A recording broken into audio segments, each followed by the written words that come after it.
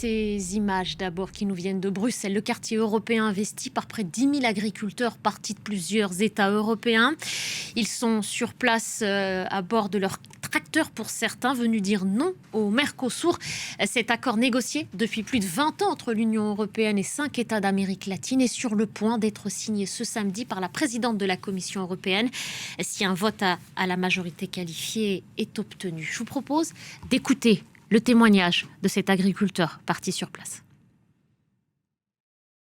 Et aujourd'hui, en fait, on est là pour dire non au Mercosur, surtout parce qu'on a l'impression qu'aujourd'hui, Ursula veut passer en force. Elle veut imposer sa loi, on a l'impression que l'Europe est devenue une dictature, même les grands dirigeants n'ont plus de poids, les parlementaires européens n'ont plus de poids non plus dans la discussion. On n'a aucune vision à long terme, même à court terme. On a investi des sommes énormes sur 15 ans et on ne sait même pas dans 6 mois comment on va vendre nos produits.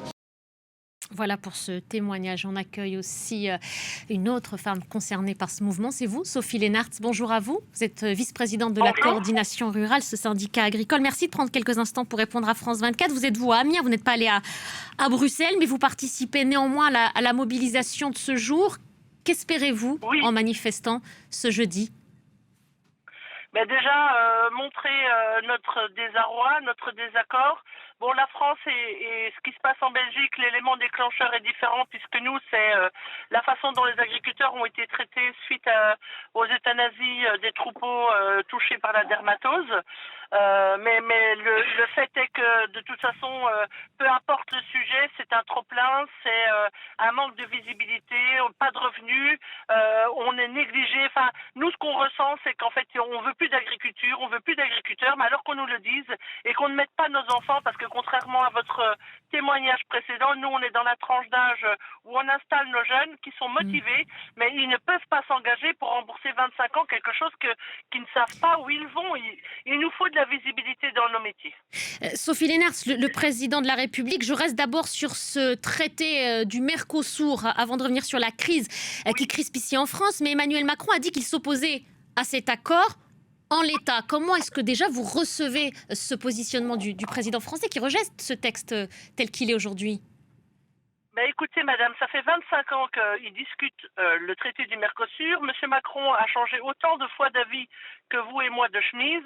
Donc, à un moment donné, c'est triste à dire, mais ces paroles n'ont plus beaucoup de poids. Donc, maintenant, ce qui lui reste, ce sont des actes. Donc, ou bien il montre et qui dit non, tout à fait non. On ne veut pas d'un report, on ne veut pas de négociation. On lui a expliqué, on a envoyé, que ce soit au ministère ou partout, la démonstration que les clauses de sauvegarde, les clauses miroirs et les contrôles, c'est impossible. C'est du pipeau pour essayer de faire passer la pilule en douce. Ce n'est pas possible. Ils sont déjà pas foutus de contrôler le Made in France, qui finalement dans beaucoup de produits n'a même pas d'ingrédients français. Qu'est-ce qu'ils vont aller contrôler la production au Brésil ? C'est du mensonge, c'est pas possible. Ils n'ont pas le personnel pour compléter ce que vous dites, Sophie Leenaerts, effectivement, ce qui est prévu à ce stade, en tout cas, ce pourquoi la France se mobilise, c'est d'établir que les importations pourraient être stoppées en cas de preuve solide que les pays du Mercosur ne respectent pas les obligations équivalentes à celles de l'Union européenne. Donc, en ce qui concerne l'environnement ou le bien-être animal, la santé, la sécurité alimentaire, ça, ce sont des mesures qui ne viennent pas vous rassurer, clairement ? Madame, ces clauses de sauvegarde, pour être activées, il faut déjà qu'il y ait une variation de plus de 10% du prix, plus 10% du volume qui était prévu et qui n'est pas tenu. Et seulement si ces deux clauses-là ne sont pas respectées, alors peut-être qu'on peut faire une demande pour activer les clauses de sauvegarde et ça va se jouer en mois et en années. Expliquez-moi ce qui est bon pour la planète de nous envoyer des bestioles ou de la nourriture de 20 000 kilomètres alors que vous avez l'excellence à vos portes. Excellence qu'on dézingue. Il y a un argument avancé, Sophie Leenaerts, selon lequel si cet accord n'est pas signé, les Européens seraient laissés sur le bord de la route au profit de la Chine. On parle quand même d'un marché de 750 millions de personnes. C'est pas négligeable. Ça, c'est un argument que vous n'entendez pas ? Alors, madame, si je peux l'entendre pour tout ce qui est commerce automobile ou industrie ou autre. Alors je répète ce que la coordination rurale demande depuis maintenant 30 ans. Sortez l'agriculture de ces traités de libre-échange. N'échangeons pas un steak contre une voiture.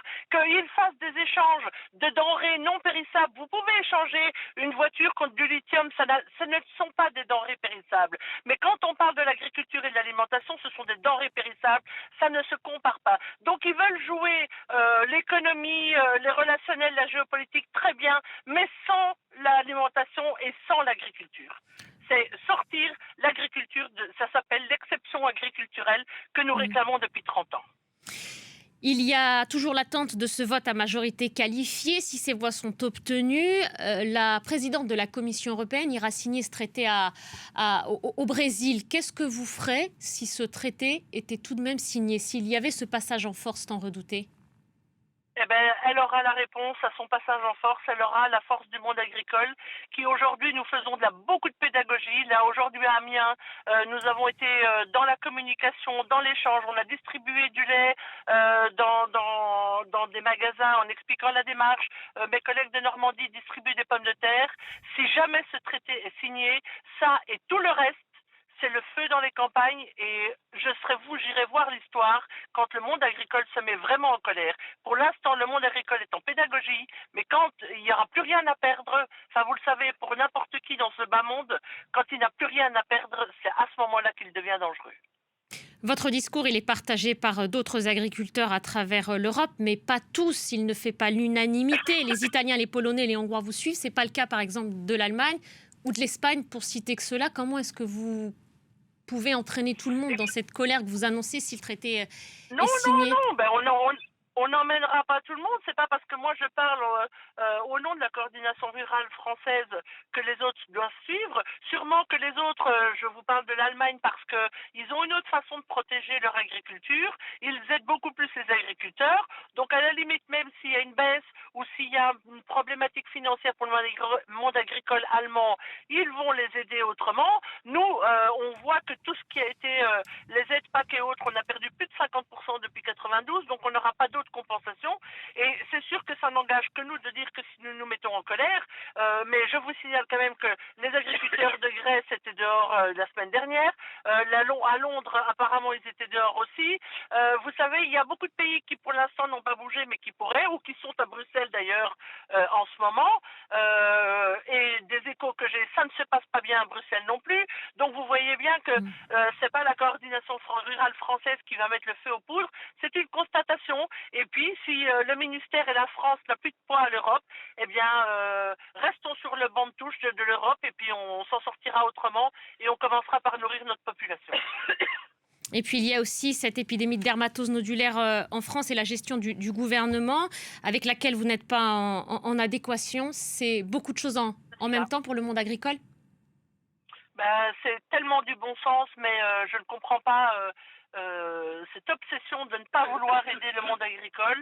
Je ne comprends pas ce qu'il y a de compliqué dans notre demande de ne pas abattre des bêtes en totalité, de juste euthanasier les bêtes qui sont malades et de faire des exploitations qui sont touchées à un espèce de laboratoire pour voir comment la maladie se développe, est-ce qu'elle se soigne, comment est-ce qu'ils réagissent au vaccin pour pouvoir déjà connaître la maladie et être d'attaque si jamais nous avons une nouvelle vague, peut-être au printemps prochain, ou d'autres maladies, parce que d'autres maladies, on en aura. Donc s'il n'y a pas cette anticipation de la part de l'État et qu'ils ne comprennent pas ça, et pourquoi faut-il abattre des bêtes de la DNC alors que c'est ce que Sophie Lénart, c'est ce que préconisent les vétérinaires pour justement tenter de contenir cette propagation de la dermatose nodulaire. L'Albanie ne l'a pas fait, elle l'a regretté ensuite. Non, madame, tout le monde ne le fait pas et je pourrais vous trouver autant de scientifiques et d'épidémiologistes qui vous diront le contraire que les résultats que l'État veut nous imposer. Et madame, nous ne sommes pas contre un règlement et de dire voilà, la maladie est plus forte que nous, ok, pas de problème. Mais même le consommateur ne comprend plus rien. Il nous dit écoutez, vous nous dites qu'il n'y a pas de problème, que la maladie n'est pas transmissible à l'homme et en même temps, on fait abattre tous les troupeaux. Même nous, consommateurs, on ne sait plus si on peut manger de la viande ou pas. Vous vous rendez compte de quel message on envoie à tout le monde là? Et alors, je voulais revenir sur la FCO et la MH, d'autres maladies virales que nous avons connues dans les années précédentes, que nous avons soignées par vaccin ou par d'autres traitements, et on n'a pas abattu les bêtes. Et elles sont propagées, les vecteurs sont les mêmes, c'est exactement la même chose. Pourquoi maintenant, tout d'un coup, il faut abattre tout? En tous les cas, une campagne de vaccination a débuté. D'après les autorités, 750 000 bêtes doivent être vaccinées prochainement. Merci beaucoup Sophie Lénart, vice-présidente de la coordination rurale. Merci d'avoir pris le temps de répondre à nos questions. Excusez-moi pour la vidéo. Je vous en prie, l'essentiel c'était de pouvoir vous entendre. Merci à vous. Pas de problème. Bonne émission, madame.